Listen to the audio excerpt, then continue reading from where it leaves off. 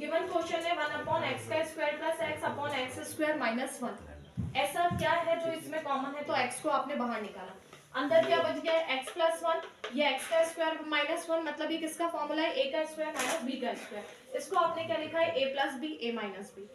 अब जो digit similar नहीं है उनको पहले लिख लो, जो रिपीटेशन वाले हैं उनको बाद में लिखना। ए के अपॉन में क्या लिखेंगे आप? एक्स, बी के अपॉन में x माइनस 1, सी के अपॉन में x प्लस 1 और डी के अपॉन में क्या आएगा? जो रिपीटेशन। ठीक, उसके बाद में हम जो नॉर्मल एलसीएम लेते हैं वैसे एलसीएम लेके हमने सॉल्व किया। इसको आप डाल दो स्टेप 1। स्टेप 1 के बाद में आपको a का वैल्यू निकालना है। a का वैल्यू निकालना है तो ये क्या लिखा हुआ है बेटा?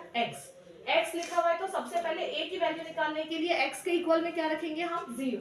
यहाँ पे आपने इस पूरी इक्वेशन में 0 रख दिया तो a की वैल्यू क्या होगी? -1। अब b के लिए आप देखिए, b के नीचे क्या लिखा है? x माइनस 1, मतलब x बराबर क्या रखना है? 1। जब a की वैल्यू निकालेंगे तो b सी डी 0, जब b की वैल्यू निकालेंगे तो a सी डी 0। तो यहाँ पे b की वैल्यू हमने x के इक्वल पे 1 रख के निकाली है, तो b की वैल्यू आ गई 1/4। b की वैल्यू आ गई 1/4। फिर हम निकालेंगे पहले d। c पहले क्यों नहीं निकाला? क्योंकि यदि हम यहाँ पर -1 रखते हैं तो -1 प्लस 1 0 हो जाएगा और कोई भी वैल्यू बचेगी ही नहीं। तो अब हम यहाँ पर पहले d की वैल्यू निकालेंगे। यहाँ पे हमने रखा -1, ये -1 दोनों में हमने वैल्यू को रख दिया और सॉल्व किया है, तो d की वैल्यू आ गई 1/2।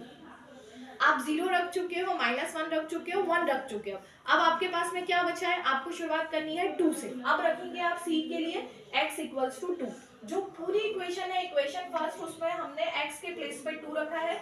जब इसको पूरा सॉल्व किया तो हमारे पास मेन इक्वेशन आई है 1 equal 9a plus 18b plus 6c plus 2d। इसमें आपने a का वैल्यू रखा, b का वैल्यू रखा और d का वैल्यू रखा। जो भी वैल्यू आपके पास में थी आपने सबको रखा है। सॉल्व करने पे लास्ट आपके पास आया 6c इक्वल 9/2।